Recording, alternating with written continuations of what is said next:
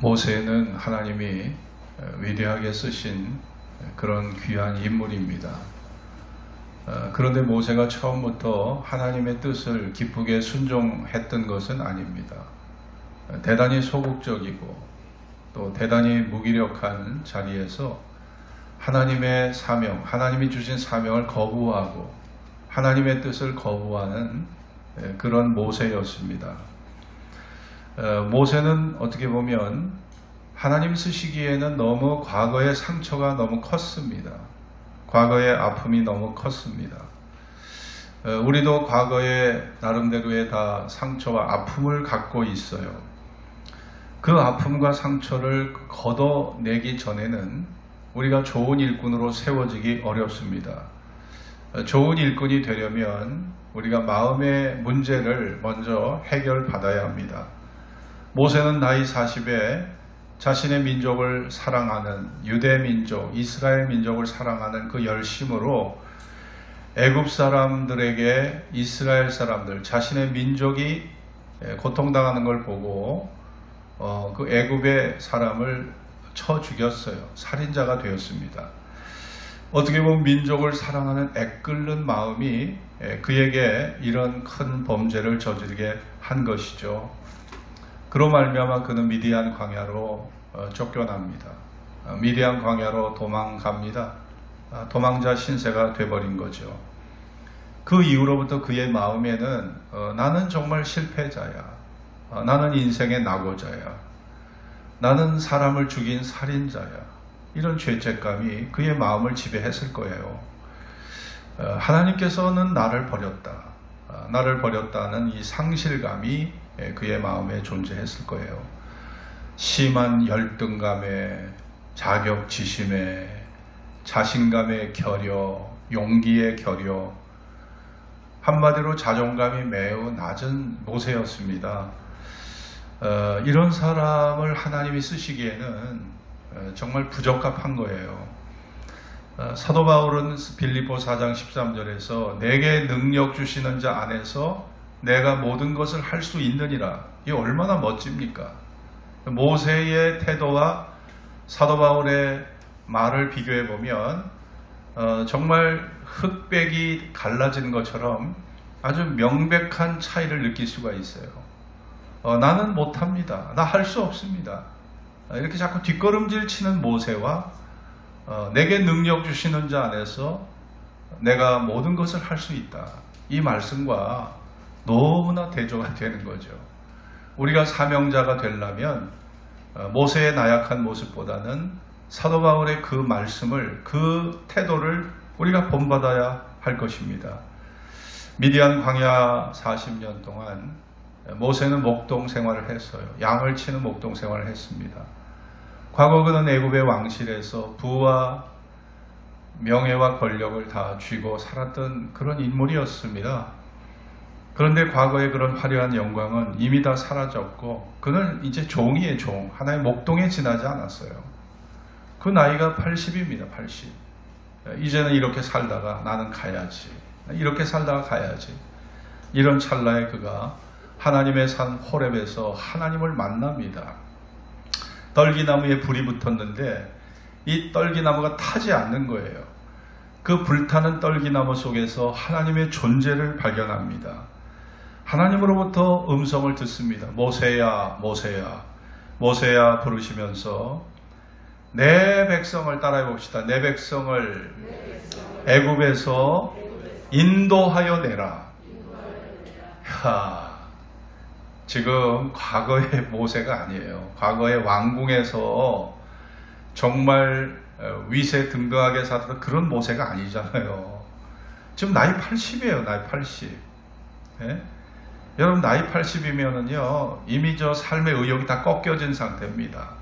뭐 이젠 먹는 것도 맛이 없어요. 뭐 맛있는 것도 없고 뭐 재미나는 것도 없고 정말 삶이 정말 이제는 초라하게 그렇게 꺼져가는 상황인데 하나님께서 이 모세의 현실을 무시하신 것인지 엄청난 사명을 주신 거예요.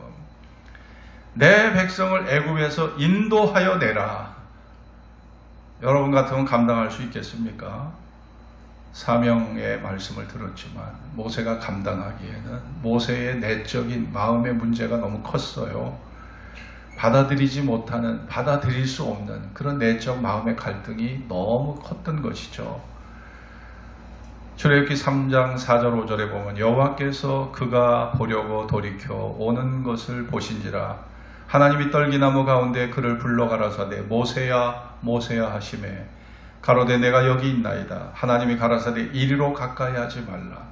너의 선 곳은 거룩한 땅이니 내 발에서 신을 벗으라. 여러분, 하나님께서 모세에게 말씀하신 것이 첫 번째가 뭐냐? 내 발에서 신을 벗으라. 내가 선 곳은 거룩한 땅이니 내 발에서 신을 벗으라. 따라해 봅시다. 신을 벗으라. 여러분, 신을 벗으라는 게 뭐겠어요? 신이라는 것은 우리가 시장에 갈 때 신 신고 갑니다. 사람 만날 때 신 신고 다닙니다. 누구 어디 여행 다닐 때 다 신발 신고 다니죠. 신을 벗으라는 게 뭐겠어요? 그것은 하나님 없이 살았던 세속의 때를 벗으라, 이런 뜻입니다. 하나님 없이 살았던 그 세속의 때를 벗으라. 하나님 없이 육체로 살았던 과거의 모세, 그 모세, 진리 안에서 살았던 모세가 아니었어요. 혈기가 있고 무절제와 조급함과 방탕과 육체의 소욕대로 세상 사람들과 똑같이 살았던 죄악의 습관이 자신을 지배했고 그것이 모세의 몸, 모세의 육체와 정신에 여전히 남아 있었거든요. 내 발에 신을 벗으라는 것은 내가 하나님 몰랐을 때 살아왔던 그 삶의 원리를 이제 버리라는 거예요. 그리고 이제 새로운 방식을 받아들이라. 너의 선 곳은 거룩한 땅이니 내 발에서 신을 벗으라. 여러분, 우리의 사명은 거룩한 교회를 위해서, 하나님의 거룩한 복음을 위해서 쓰여지는 사명입니다. 거룩한 땅, 교회, 거룩한 복음, 이 복음을 위해서 쓰여지는데 문제는 세속적인 내가 장애가 되는 거예요. 세속적인 내가 장애가 되는 거예요. 육체의 때를 벗지 못한 그런 내 존재가 이게 하나님의 복음을 전하는데 장애가 되고 거룩한 공동체 하나님의 교회를 이루는데 내 존재가 방해가 되는 것입니다. 내 존재가 방해가 되는 거예요. 여러분, 더러운 우리는 신발을 한순간에 벗어 제끼고 새로운 모습으로 살아가긴 어렵지만 우리가 신발은요, 하나님의 이 세속적인 때를 벗는, 정말 하나님 없이 살았던 세속적인 태도를 버리는 것은요, 이 신발을 벗는 작업이 평생 걸리는 겁니다. 한순간에 벗어서 던져버릴 수가 없는 거예요. 이게 평생 걸리는 작업이에요. 세속의 때가 그렇게 하루아침에 벗겨지질 않아요. 그냥 평생 가는 것입니다. 말씀과 성령을 의지해서 조금씩 바뀌어지는 것이죠. 하나님이 출애굽기 3장 12절 같이 읽겠습니다. 하나님이 가라사대, 시작. 하나님이 가라사대 내가 정녕 너와 함께 있으리라. 내가 백성을 애굽에서 인도하여 낸 후에 너희가 이 산에서 하나님을 섬기리니 이것이 내가 너를 보낸 증거니라. 이 호렙산, 불타는 떨기나무 속에서 하나님께서 모세 앞에 당신의 존재를 나타내셨어요. 그랬을 때 모세가 백성들에게 하나님, 그렇다면 제가 조상의 하나님이 나를 만나 주셨고 그 조상의 하나님이 이스라엘 민족에게 보내셨다고 그렇게 내가 말할 때 이스라엘 사람들이 나를 믿어주겠습니까? 나를 믿어주겠습니까? 너를 보낸 자의 이름이 무엇이냐고 묻는다면 내가 뭐라고 대답을 해야 할까요? 그렇게 모세가 묻습니다. 아주 날카로운 질문이죠. 거기에 대해서 하나님이 이렇게 답변을 하세요. 14절 같이 읽읍시다. 하나님이, 시작. 하나님이 모세에게 이르시되 나는 스스로 있는 자니라. 또 이르시되 너는 이스라엘 자손에게 이같이 이르기를 스스로 있는 자가 나를 너희에게 보내셨다 하라. 하나님이 자신을요, 뭐라고 말하였습니까? 스스로 있는 자. 네? 스스로 있는 자. Who I am. 예? 하나님은 스스로 있는 who I am. 이것이 히브리 말로 에흐예, 아쉐르 에흐예 이렇게 되어 있어요. 이 관계대명사 I am의 뜻이 아흐예입니다. 아흐예. 이 아흐예와 아흐예와 아쉐르가 합쳐져 가지고 하나님의 존재감, 하나님의 자존성을 강조하고 있다는 거예요. 하나님은 우리가 하나님을 구약의 하나님을 여호와 하나님이라고 부르잖아요. 여호와 하나님. 여호와 하나님은요 히브리 말로 예호와 하나님이에요. 예호와. 하나님의 이름이 예호와예요. 우리가 발음이 어렵기 때문에 우리가 여호와라고 번역을 했는데 원래는 예호와입니다. 이 예호와가 무슨 말입니까? 따라해 봅시다. 나는 스스로 있는 자. 스스로 있다. 스스로 있다는 게 뭘까요? 스스로 있다는 것은 시작과 끝이 없어요. 우리는 출생이 있고 죽음이 있잖아요. 하나님은 시작과 끝이 없어요. 언제나 항상 존재하는 자존자. 하나님은 항상 존재하시는 분. 우리는 피조물이에요. 시작이 있어요. 끝이 있어요. 하나님은 시작과 끝이 없습니다. 능동적이십니다. 영원 전부터 영원까지 스스로 계시는 분입니다. 절대 완전하시고 독립적이고 우주 안의 모든 것을 지배하고 다스리는 바로 그분을 통해서 언약, 약속이 나오고 하나님께서는 그 입술의 말씀, 언약을 성취해 가시는 분. 그분이 하나님이라는 거예요. 그러니 스스로 계시는 분, 예호와를 의지해서 너는 가라. 스스로 계신 분, 나 예호와를 의지해서 가라는 거예요. 네? 여러분, 이렇게까지 하나님이 확신을 시켜주시고 이렇게까지 당신의 존재를 드러내셨으면 모세가 하나님 이해하겠습니다. 하나님 믿고 하나님 절대적인 능력을 믿고 제가 가겠습니다. 이래야 되잖아요. 모세가 그렇게 못했어요. 왜 그랬을까요? 여러분, 과거의 쓴뿌리라는 것, 내가 갖고 있는 이 자존감이 낮으면요, 하나님이 절대적인 능력으로 나타나셔도 그 하나님의 절대적인 능력, 그 명령을요, 내가 기쁘게 수용을 못하는 거예요.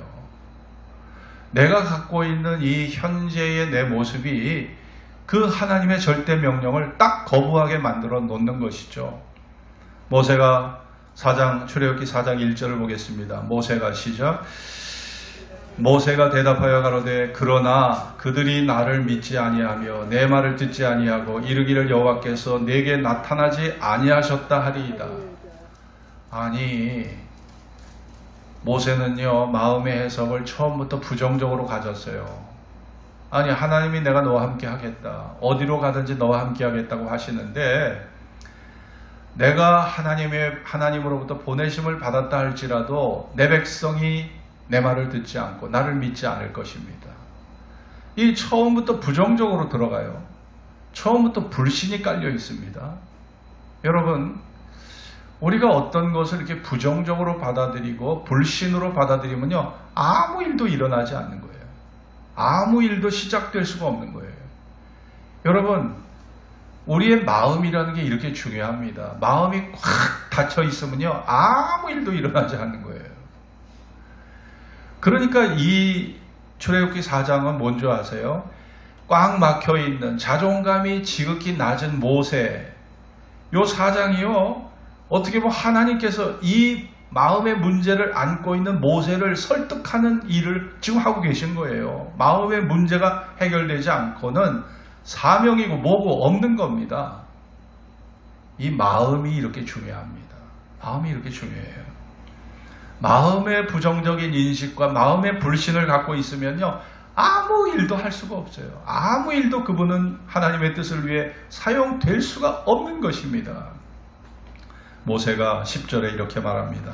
10절 같이 읽어볼까요? 시작.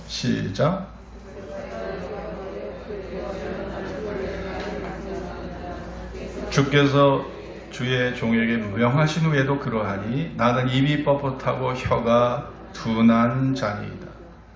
나는 입이 뻣뻣하고 혀가 둔해서 내가 백성들 앞에 서서 말할 그런 능력이 되지 않습니다. 나는 지도자로서 자질이 매우 부족한 사람이에요. 난 지도자로 자질이 매우 부족하다. 여러분 한번 모세를 왜 하나님이 부르셨나 생각을 해보세요. 모세를 하나님이 특별히 하나님께서 부르신 이유 중에 하나는 이 모세는요, 민족을 향한 애국심이 아주 충만했던 사람이에요. 그러니까 살인자가 됐죠. 거기다가 그 시야가 달라요. 노는 물이 달라요. 무슨 동장, 통장, 마을의 이장 정도가 아니라 왕궁에서 자랐잖아요. 40년을 왕궁에서 자랐어요. 그래서 국가적 통치가 뭐냐, 왕의 리더십이 뭐냐, 이걸 배운 사람이에요, 모세는요. 하나님이 지금 모세에게 맡겨주시려고 하는 사명은 60만이라고 하는 이스라엘 사람들을 이끄는 작업입니다. 마을 통장하고 이장하고 동장하던 사람들 거기다 세울 수가 있겠습니까? 과거에 모세는요, 이집트, 애굽에서 왕궁에서 자라난 사람이에요. 그러니까 하나님께서 그 모세의 그 배경을 이거를 중요하게 생각하신 겁니다. 틀이 있어요, 틀이. 자기 그릇이 있는 거예요. 동장하고 통장하고 이장하던 사람 쓸 수가 없는 겁니다.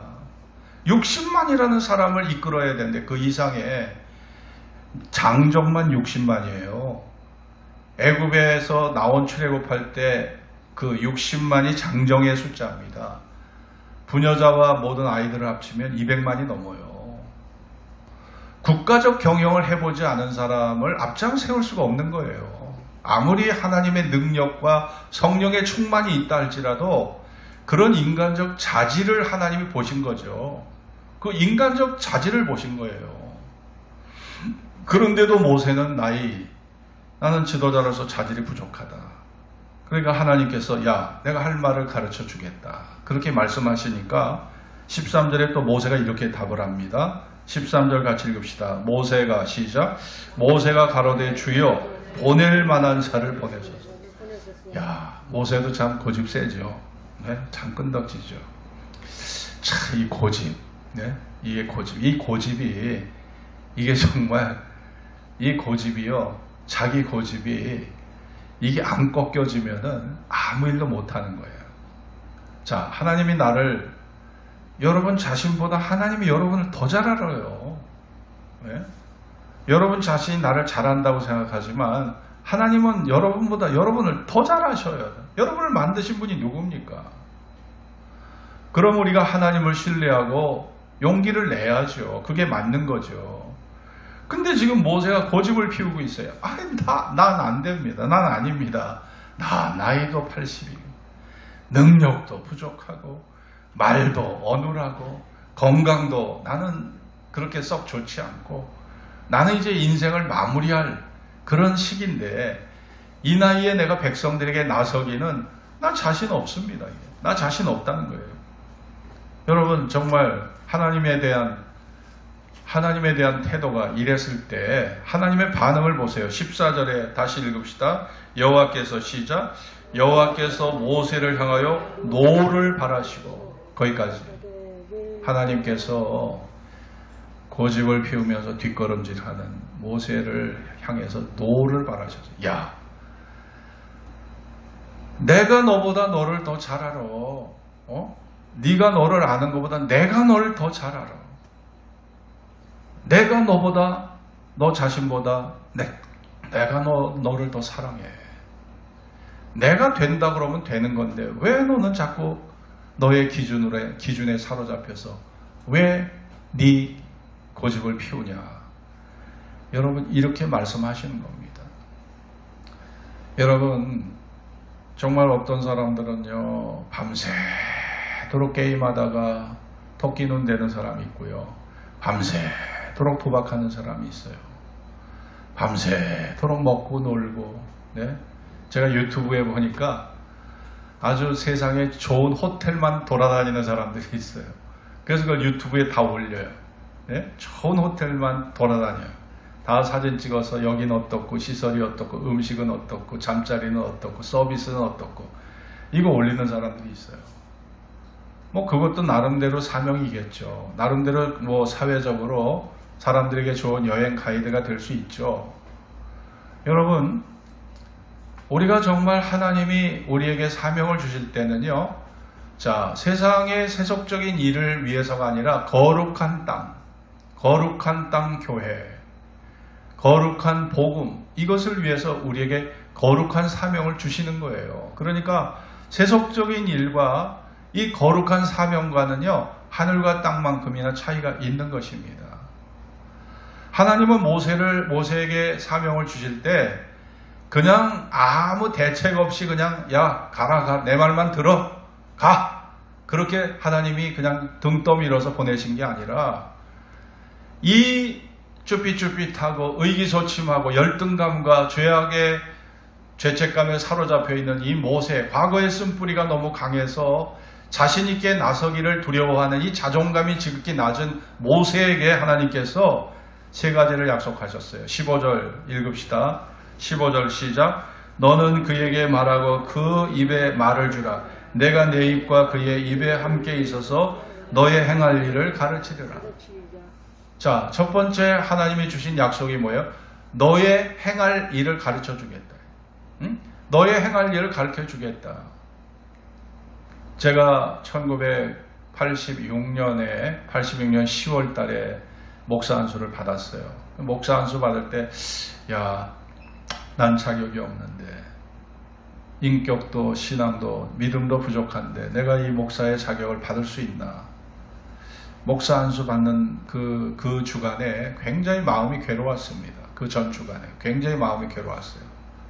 한 번 안수를 받으면 이제 목사로 사명을 감당해야 되는데, 근데 제가 생각했던 것은 그래, 하나님은 나보다 나를 더 잘 아시고 부족하지만 나에게 이 사명을 주셨으니까 내가 나를 보지 말자.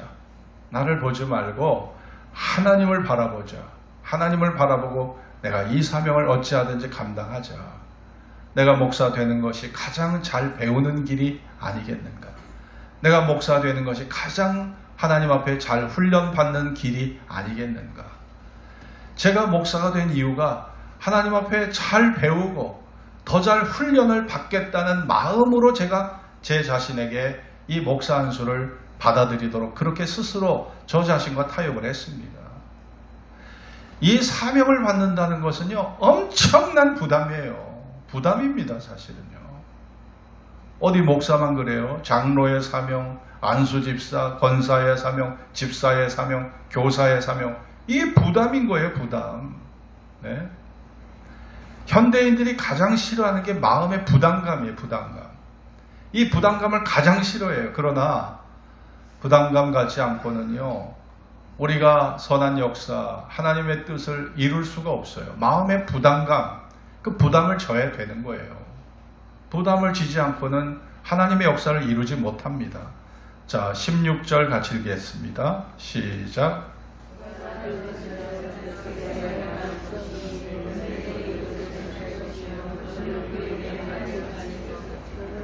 네. 자, 너는 그에게 하나님같이 되리라. 아론에게 모세의 존재가 하나님 같은 존재로 세워주시겠다. 내가 너에게 영적 카리스마를 주겠다. 너에게 신위적 권위를 주겠다. 신위적 권위, 카리스마를 너에게 주겠다는 거예요. 이게 중요한 거예요. 우리가 하나님의 일을 할 때 하나님이 우리에게 신위적 권위, 카리스마를 주신다는 거예요. 똑같은 나이, 나보다 지금 모세보다 아론은 형님이에요. 그러나 하나님께서 모세에게 신위적 권위를 주실 때 아론이 모세를 하나님같이 여기게 될 것이다. 그만큼 하나님이 주시는 그 신위적 권위, 그 카리스마가 엄청날 것이라는 의미입니다. 세 번째, 17절 같이 읽읍시다. 시작.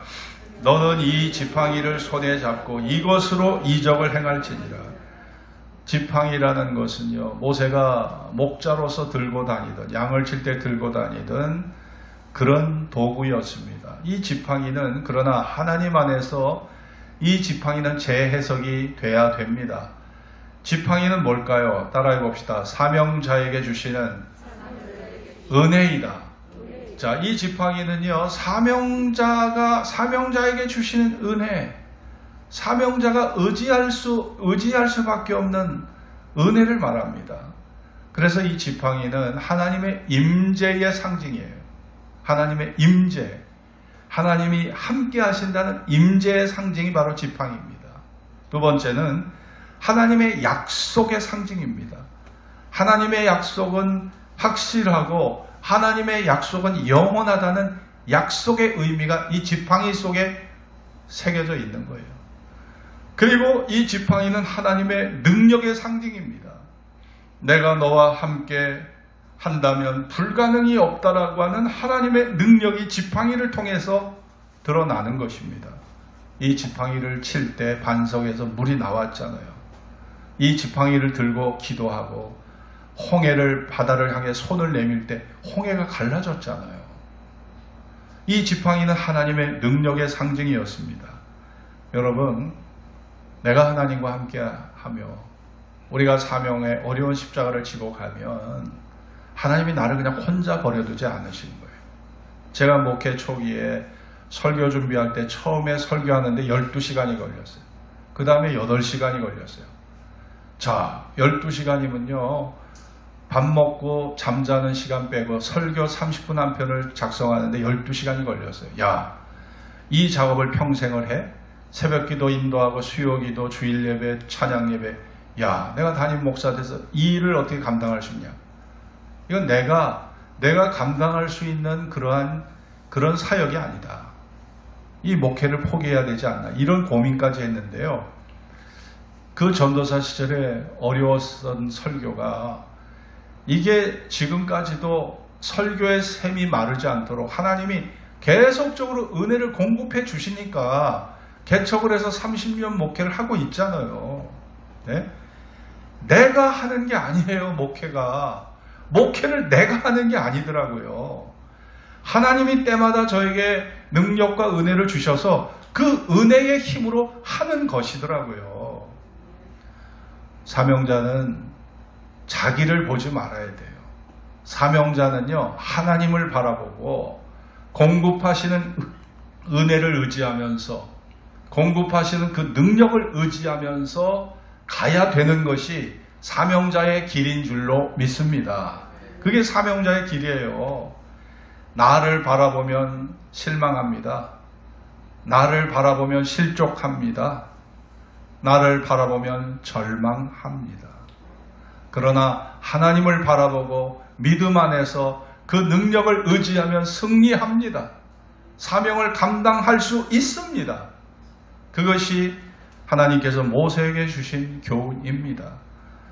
여러분이 아놀드 토인비라는 영국의 옥스퍼드 대학 출신의 유명한 역사학자를 아시잖아요. 그는 런던 대학의 교수로 있으면서 많은 학생들을 늘 가르쳤는데, 학생들에게 이 토인비 교수가 늘 해왔던 말 중에 중요한 말이, 여러분들은 역사의 주인이 돼야 합니다.